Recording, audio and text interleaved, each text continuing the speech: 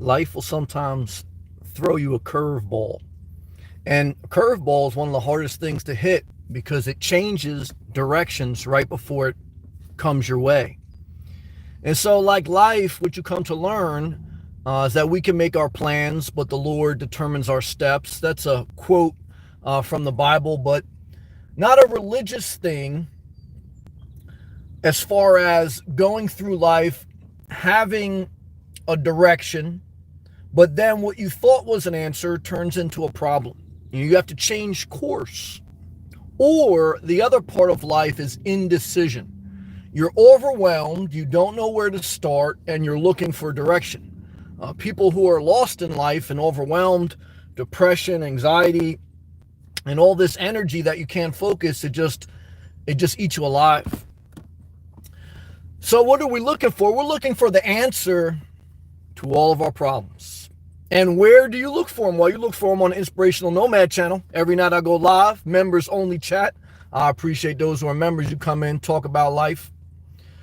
But I was reflecting on that today because I was thinking about it. Definitely applies to this year with the coronavirus and all the changing of plans for a lot of people, including myself. And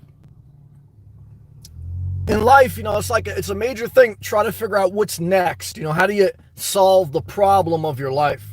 And this is what I want to share with you tonight. There's basically two ways that you can take to solve your problem. The first way, or the first step, is you have to look at your options, because it makes no sense to focus any time, energy, or resources into something that's not really a feasible option. Okay. And being that we're all individuals, we all are different age, different life circumstance, different finances, different health. Everything about us is unique. We have a different fingerprint. Some similarities, but we're all different. You have to look at your life and figure out, what are my options in my personal life? Okay. That's the first step to solving your problem. What are your options, right? You don't want to start to say, well, look, I'm going to do this. It's not even an option. Okay. Then once you have your options before you this is the number one thing I learned in school. Okay. I went to public school from 0 to grade 12, which is a senior in high school. And the number one thing I learned in school is this. When you're faced with a problem, if you're given a multiple choice, A, B, C, or D, how do you solve that problem? What's the answer if you don't know, if you're indecisive, if you're not sure? Well, one is, we already solved step one. If you got A, B, C, and D before you, those are your options. Okay, that's step one, know your options. The next step to solving your problems is process of elimination. Okay. Out of the options that you have, which one totally doesn't match kind of what you want to do? I'm sure there's an option that you have in your life that you really don't want to entertain. Yeah, you have the option to go live back with your parents. Do you want to do that? You have the option to go back to your ex-wife. Do you really want to do that? You have the option to do a lot of things in life. You have the option to accept, that drug addict back in your life. You have the options to do a lot of things. Okay. Now you have to decide. I know a lot of people want to put it on me to speak their truth. They're lazy. They're nasty. I never want them in my life. I never want them in my members only channel. Why? Not my job to solve your life.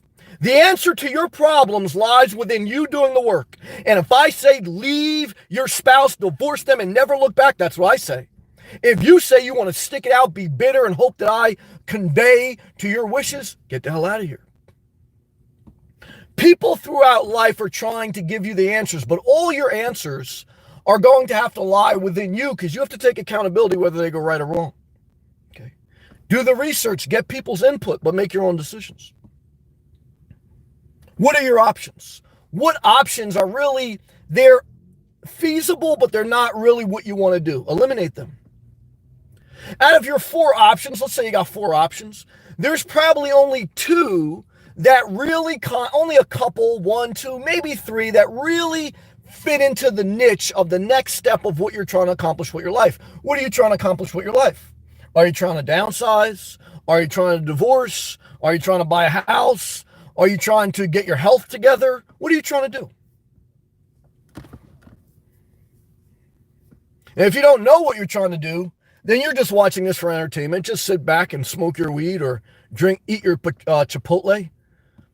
But for those who are trying to figure out the next step, they're indecisive, or they got a snag in their plans. They got to change the plan. Something happened. The reassessment is always the first step. What are your new options? Okay. Then once you know your new options, it's eliminating down to the ones that best fit what you're trying to do with your life. You have to determine that. And what I tell you, the number one thing I like about the minimalistic nomad life is maximum flexibility. Flexibility is your ability to change based on life circumstances change. And let me tell you something. Life circumstances always changing. Always. And sometimes good, sometimes bad. So like everything in life, use what you have. If you have the flexibility, think about how can that help you to change with the circumstance itself changing. But don't think that hiding in a safe bubble is going to be the answer. Example, like I was just driving and there was a jogger in front of me at the stop sign. I didn't see him. He was jogging kind of fast. So I was inching up at the stop sign and he just jogged in front and I had to hit my brakes sturdy because he just like kind of bolted in front. And I was like, damn, you know, if I wasn't really taking it slow and always drive slow, I could have hit that guy. It could have changed my plans for the day, definitely changed my plans for the next several months. And that makes me sometimes a little bit fearful about living on the road because driving is what you need to be worried about, not Freddy Krueger coming at you in the middle of the night. But I think, life can change very quick. What would have been the answer if I hit someone? Well, you call your insurance company, you call the cops, whole disaster. But it makes it reflect that as a nomad, your number one asset is flexibility. Your number one liability is lack of stability. So if I hit someone and I get in an accident, does it really serve me to be a nomad? Well, look, I still have a lot of options, but I can't go home and just heal. The stability of having a house or having some sanctuary is that when you're scared, you're hurt, to go back to somewhere and regroup. But the only reason you're regrouping is to reevaluate your new options. I know a guy who lives the nomadic life. Every couple months, he gets tired of it. He looks at buying a house. He starts to buy a house or do something. Then he realizes he's recovered and now he's static and he doesn't like being static because he's not alive. Okay. So the home, the sanctuary, the stability you have in life, your savings account, not your investment account, that's to give you peace of mind in the storm. Okay. So that you have options in an emergency. But the answer to your life is not living every day like an emergency. Okay. So if you have limited options now with your health or with your places you can go or whatever, what are your new options? But you don't want to just basically prepare your casket. You don't want to prepare your casket. What does that mean? If you still have useful capacity in your life, you want to use it. The answers to your problems are figuring out what you have at your disposal, what makes sense in achieving your overall objectives in life, and then using what you have at your disposal, putting it to work. Okay. Focusing that energy, focusing that direction. Okay. Does that mean things will go perfect? It doesn't go perfect in life. It doesn't happen. The only thing we're trying to do in life is move the ball forward, and then when we basically fall on our ass, we're trying to heal, recover, but not necessarily buy a house, but maybe buy a house, but you're just trying to go to the next step. You're trying to regain your wind. You go through a breakup, you're not going to, I'm not going to ever date again, but you're not going to play video games the rest of your life, are you? You're going to regroup, you're going to spend some self-care time, and then you're going to figure out what do you want to do next in life. If you don't do that, you'll become a first-game shooter, or you'll become a bitter person, or whatever. So you got to kind of figure that out. Mike Green on Lot Check. Sam, I don't think Rusty 78609 is going through with the small house. Nah, he's on the road again. He just made a video today. He is going camping in New Mexico. I saw his video today. Yes. So I've watched his channel for almost since the beginning, when he almost had like about 1,000 subscribers, and when he was camping out of his Prius. And what I found is he just has a pattern in his life where he does something, he gets tired of it, and then he looks to settle down, and then he gets tired of settling down, and then he's back on the road. And he wants to, and that's fine. That's his life, and he's inspiring in his own way. I don't agree with him on everything, just like people don't agree with me on everything. But what he found was he's 75 years old, which is an encouragement to a lot of people out there who are older. And he was thinking about settling down again. He's done it before, but then he realized, why am I going to settle down if I still have capacity and it doesn't make me happy? I might as well live, okay, and enjoy what I have, enjoy my life, and then when I don't have an option to live on the road, then go back to stability. Now, again, if you want to buy a house, if you want to buy property like he did, if you want to have an exit strategy, always have an exit strategy. Okay. Part of your answer is always understanding how do you get out of something. You know, I don't care what it is, a house, a relationship, an investment, always know how to get out of something. Your in and out, your ability to change quickly, your flexibility is a big part of the answer, okay? Because when you're stuck, you don't have options. You don't have an answer. You're basically going to take what the car dealership gives you when you have bad credit and no money, and that's a 26% interest on your new car. That's what I got when I was in my 20s. Why? Because I had no options, and that was the answer. The answer is I got to take whatever they're giving me. Beggars can't be choosers. Your whole life is trying to build up your available options. Why? So you can be more in control. Now, no matter how much you're in control, your money, your time, you can have a health scare, you can have a major financial problem. The coronavirus hit, life, throws us these curveballs. So the answer to your problems, no matter what your problems, is assessing what are your new options, eliminating the ones that don't apply to your mission statement for your life and what you're trying to do with your life, and narrowing it down to one or two things and then doing. Why? Because if you live in a safe bubble your entire life, you don't live a life. You just are in this purgatory of life, which sometimes I already feel like we're in. So, that's some direction to your energy, direction to your mind, that I wish there was one clear-cut answer to everything. But there is a lot of copying, pasting. You can use problem solving like a template for a submittal, meaning that the structure of the answer is already there. You just need to adjust it based on the new problem. In life, you should never try to reinvent the wheel in most instances. Okay, even Elon Musk, he didn't invent the electric car. He didn't even necessarily reinvent it. What he did was modify it using newer technology. Okay, and he put time and effort and all those things into it.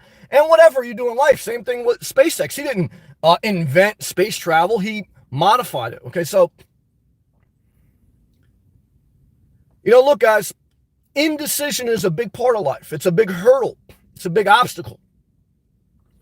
Trying to make other people happy is never an option because you're never going to make them happy. Trying to solve other people's problems is never useful. Why? Because then they're going to resent you, and that's not your business. Your life is trying to figure out not your mother's problems, not your children's problems, if they're adults. Again, help people, guide people, but you have to really get back to saying, all right, where am I at? What do I need to do? Okay, because believe me,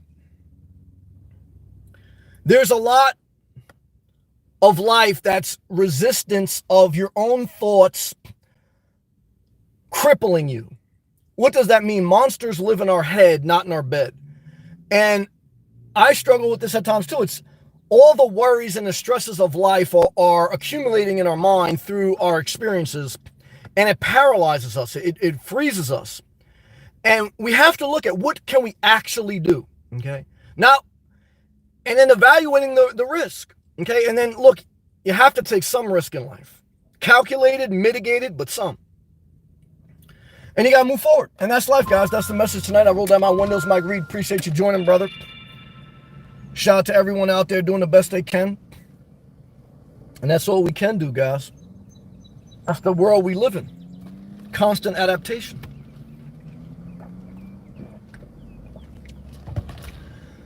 Yeah, it's getting hot, though, guys. We're getting ready to hit the middle of July.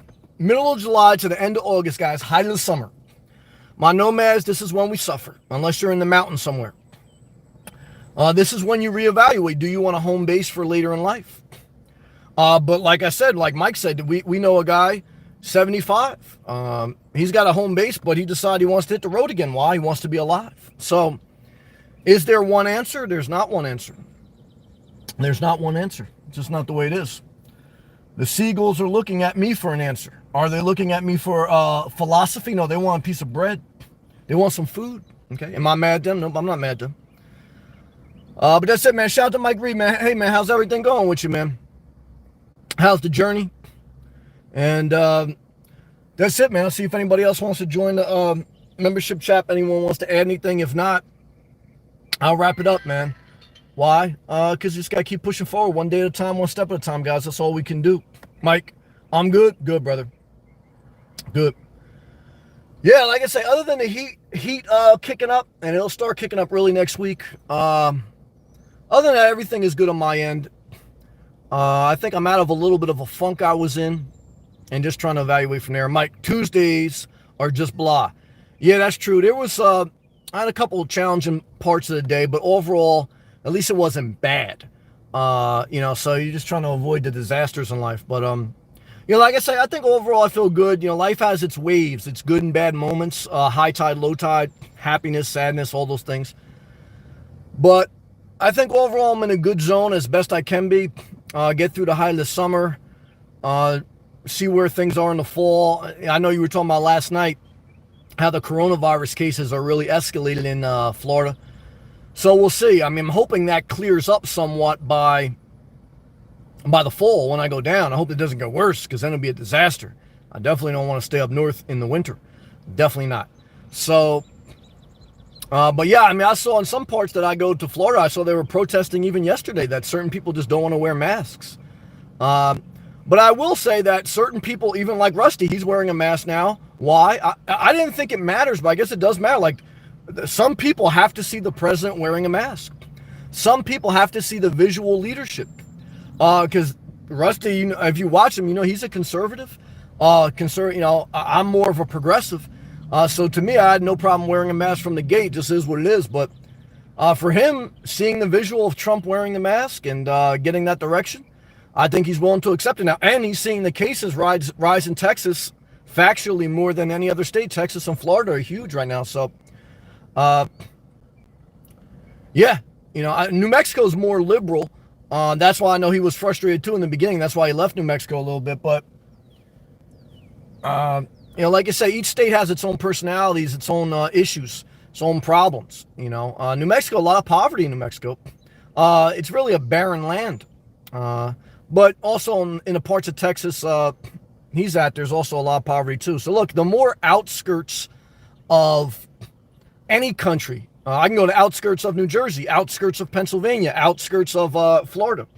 The more rural land you go to, the land in the middle of nowhere, it's cheaper. It's cheaper for a reason. The economy is less vibrant. And so where the economy is less vibrant, there's less people, there's less education, there's less money on average, not all the time. And so you have a different mindset that lives in that area. That's all part of it. But I definitely say, look, traveling and going to the different states, it's true that every place has a different personality, and your environment really impacts your quality of life, man. I do like the nomad life because the ability to change your environment is important. The ability to know you're not stuck is important. Having some stability is important. But, I mean, look, if you have an RV, it's a no-brainer. That's your stability. Just hunker down in a campground if you need to. And that's how you supplement it. In one sense, a house or an apartment is just an imaginary thing that makes people feel more secure than what it is. Like, oh, it solves my problem of knowing what I'm going to do. But I know many people who are depressed living in a house, many people who are depressed living in an apartment or depressed sharing a room. So, you have to remember that in life. Sometimes I have to talk myself out of committing to something I really don't want, because I'm saying to myself as I role play, if I bought a house or got an apartment or something, does it really solve my problems? What are my problems? Well, my problems are I just never want to feel stuck. I want financial independence. Yes, I would like a little bit more comfort, but that's what I'm trying to solve. I'm not trying to. So you have to talk that out, because a lot of times people acquire, they buy, they purchase, thinking that that's going to solve their problem. And what they realize is that doesn't solve their problem. I saw, I think, RV channel, RVDM or something like that, young couple, or not, middle-aged couple or whatever, and they retired 6 months ago, and they started full-time RVing. They bought a Class A motorhome, and they basically made a video today like, look, 6 months later, we spent more money than we thought we would. It's been a little bit more challenging than we would, but they would do it all over again. But they bought a top-of-the-line Class A. They bought like the biggest Thousand Trails camping membership they could. And they overspent. They overinvested in the simple life. And what I found is many people who are trying to downsize their life, trying to simplify their life, they think that buying storage bins is going to downsize their life. No. Buying storage bins is not the answer to downsizing. Garbage bags are the answer to downsizing, okay? Why? Because you're trying to get rid of stuff, not organize stuff. Okay, never forget that, guys. A lot of people make that mistake. I did a video early on my channel. My channel's 3 years old now. And I told you the number one step to downsizing is throwing out, not organizing. Why? Because you're not trying to organize, you're trying to downsize, guys. You got too much shit, okay? The last thing you need is color-coded bins. The last thing you need is Target bins, is Walmart bins, is drawers. What you need, throw everything out, okay? Everything. Okay, in my opinion, it's my opinion, my problems in life, how I solve. I found myself in a 1,000 square foot condo with too much stuff. And I said, let me get some 3 mil trash bags. Nicole. Hey, what's up, Nicole? Shout to the Northwest. Hello. I got here late. Well, good to have you. Kept me and Mike company. Mike was holding me down. How's it going? It was hot today, but overall thankful. I had a couple issues at work, but I'm working through them. How was your day?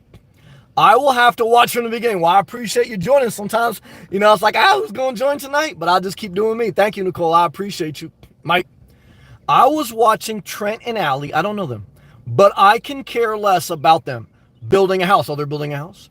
There is no smiling in that process. 100 emoji. It just seems fake to me. Yeah, I don't know them, but I can co-sign that I have no desire to build a house. Forget owning a house. Like, I really debate, will I ever own property again? I may own an RV lot. I may. But I would never want to own a house, and I damn sure would never want to build one. Why? Because it doesn't solve my problem. What's my problem? I want to limit my anxieties. I want to limit my stress. I want to limit my financial liabilities. Owning a house and building a house increases all the things I'm trying to get rid of. My problem is I'm too stressed in the world. My problem is I don't have full financial independence. So the answer is not to build a house. The answer is not to acquire. The answer is to eliminate. Never forget it. Good comment. Nicole, my dad was good. Just got in from work. Well, praise the Lord. That's good. I know a couple people struggling a little bit with their health. So thank God that everything's all right with your dad. And God bless you, Nicole. You showed up today. You got that money bag emoji. Showing up is the hardest part about life. So salute to you. And salute to everyone who pushed forward today and get to unwind a little bit and relax. And there's a lot of value to that, at the end of the day, to decompress. If you live with someone, I will say this. Someone shared this, a young married couple shared this. I think it's wisdom if you did live with someone else. If you live with someone else, don't talk to them the first 30 minutes they come into the house. Why? Because when people come from the public, the outside world, and they go into their house is their sanctuary, they need to decompress their thoughts and their stress for at least a half hour. So let them go decompress. Now, again, I preach being single and living by yourself, but even like when I go see my mom, sometimes when I walk in the door and she like sharing everything right away, I'm just like, I'm respectful and I listen, but I'm like, Ma, let me settle in a little bit. Let me see. My thing in life is, how do you keep the peace? You keep the space. How do you keep the peace? Keep the space. Keep the boundaries. People need their individual space. And now when it comes to how much space, again, I don't think one person needs more than 250 square feet. Okay. So if you're looking at buying a house or buying an apartment or buying an RV, you don't need more than 250 square foot for one person. So I think that the biggest they even make RVs, even Class A motorhomes, is 400 square foot. Would I ever get a Class A motorhome? No, not me. No way. A small travel trailer or a Class B. But I don't want a lot of space, guy. A space adds to my problems in life. Okay? The answer to what I'm looking for in life is to be able to have a lot of freedom, a lot of flexibility, and a lot of options. Okay? And not too many liabilities, not too many burdens. There's always going to be some in life, and there's always going to be some unexpected things that change our plans. I say the most dangerous part about the road is actually driving on the road.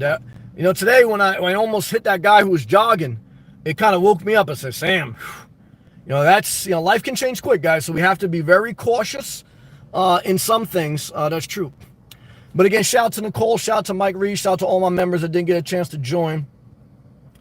But yeah, guys, look, those are my thoughts today as I was just reflecting on life. And, a lot of times, like I say, there's really, the answer is not to do anything. like right now, what's my next step in life? Well, I'm continuing to look online if I would want to purchase an RV or home base, but just looking is good enough because there's nothing there. So there's nothing to do. Other than that, it's just keep going through each day, allocating a part of each day to do things I like be in the ocean, like go for a walk. Some things I don't want to do, like go to work, do the laundry, things like that. So, that's it. A lot of times in life, we're not doing something. We're kind of just sustaining, maintaining, and like a hawk waiting for another opportunity to do the next thing. So don't always feel pressure to make some type of big decision every day. Sometimes the best thing you can do is let a pitch go by you. If you don't know if it's going to be a ball or a strike, let the pitch go by. Because, unlike being a baseball hitter, you're going to get more than 3 pitches in life. I know, like in the movie The Bronx Tale, they say you only get 3 loves in life, 3 great loves. Have I been in love 3 times? I would say 2, maybe 3. Were they great? It was a good experience. Would I ever want to be married? No. So again, everyone has different problems, different goals, and different options. But that's it, guys. All right. I think I read everything. I ain't going to stretch it out. I appreciate you, Mike. Appreciate you, Nicole. Keep pushing forward, guys. I'll keep doing the best I can. Hopefully my videos help you in some way. I appreciate, too, if you click the thumbs up. I'll see you guys in the next one, man. Peace and love.